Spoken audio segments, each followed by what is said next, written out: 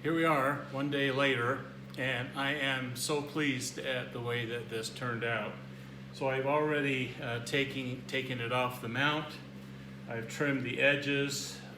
I've sanded the edges and put in the lightning holes, and it actually turned out quite well. I'm pretty happy with the way this has turned out.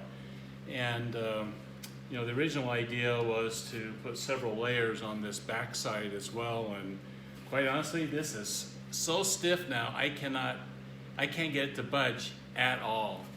And but I think I'll just put just one layer on. I could probably just paint it and call it good, just to seal it, the wood, but I'll just go with one layer of carbon fiber, and when that's cured and sanded, we're going to weigh it and just see how it compares to the steel rail. So far, really good. I'm really happy with what I ended up with. And we're back. I completed the back side with one layer of bit, and I just used scraps because the thing I was most interested in was no longer the integrity, but just to kind of seal it and determine what kind of an overall weight that I have per linear foot of this. I also put patches on the back to cover the holes so you can see the lightning holes as you would in the original, you know, the real Bugatti. But I quickly discovered there was a real problem. Maybe you can tell if you look at this top hole, you can see right through it. So when you just have one layer of carbon, it is so open weave that you can see right through it. The other ones I put a double patch, and as you can see, you can't really see through it.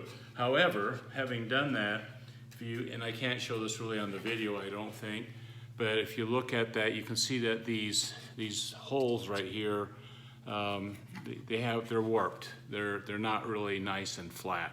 So not happy with that quality. So I think I need to come up with a different method for closing up the holes on the back side. You can't just stretch a layer of carbon fiber across that and not see the result of that. But the good news is that I weighed this 2-foot piece and was pretty surprised with how well that turned out. So if you were to compare this to your 1x3 16th inch metal frame that's typical on cycle carts, according to what I found on the internet, and I still need to confirm this, those weigh 1.75 pounds per foot. And I think that sounds about right. So your cycle cart frame would be somewhere on the order of 38 to 40 pounds, depending on, you know, that's without the engine plate and extra braces and that sort of thing. So the good news is this came out at 23.5 ounces for 2 feet. So that's considerably lighter, which works out to 11.75 ounces per foot. So if you look at 11.75 ounces per foot compared to 28 ounces, you get a 58% decrease in weight. And this is for basically the largest section that I'm going to have. And this thing is stout. It's not going to break. It's not going to twist. It's not going anywhere. This, if anything, this is way overbuilt. So it was a good experiment. Learned a lot of different things about working with carbon fiber, and I know that I'm on the right track going with carbon fiber. I think I got the layers about right, but I think I can do better. I think that even though this is a 58% savings, I want to try another experiment, and I believe I can maybe even cut this in half, and let me show you how I'm going to do that. I'm back. It's been several days, and laying awake at night, I'd come up with a much better idea, I believe, than using this technique right here, and that's using 1-inch Divinycell foam. This is the type of material that I built my airplane out of. You just basically took Divinycell, different layers or thicknesses like this, and carved out the shape that you needed, and then you just covered it with fiberglass on both sides, and that's basically how the whole airplane was built. So I thought that this would be another great way to try to save weight. I have a lot of different things that I need to try to accomplish with this chassis design in order to maintain a lot of the original aspects. So for one is the shape. So this is a 7-inch section of that, but it actually tapers down to about roughly 2 inches on the front end as we get close to the front axle. And on the back end, it also tapers down to about 3 or 4 inches. And in terms of the profile or the platform view from the top view, the rail starts out straight, and then it bows out and then goes straight. So I've got some curves in addition to the unique shape that I have, and I'll post kind of a drawing of what this is like on this video so you can get an idea. So I've got curves, different shapes, and I'm going to have to use different thicknesses as well. And that's the wonderful thing about using composite, is that you don't have to just stick with one schedule of layup. You can use multiple layups. So as I get back to the engine compartment where I need to support the back axle and so forth, my chassis frame will probably be more like 2 inches instead of this 1 inch. And when I get up to the front, I'm thinking I might actually switch out the foam and layer in wood instead of the foam. But that's still something to be decided.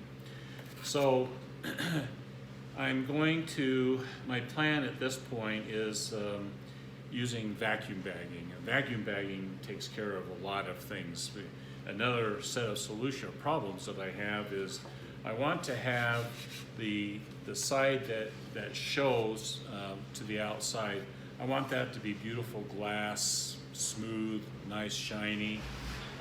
But on the back side, I just want something that's going to be easy to glue other layers onto. So the nice thing about vacuum bagging is that when I build up my mold, if you will, I'll build up a frame, a pseudo frame that gives me the right shape, and I'll probably use something like Formica to cover that, so I get a really smooth surface, and I can then polish that, and I can put what's called PLA, which is a special release, so that the carbon fiber doesn't stick to it after I'm done vacuum bagging.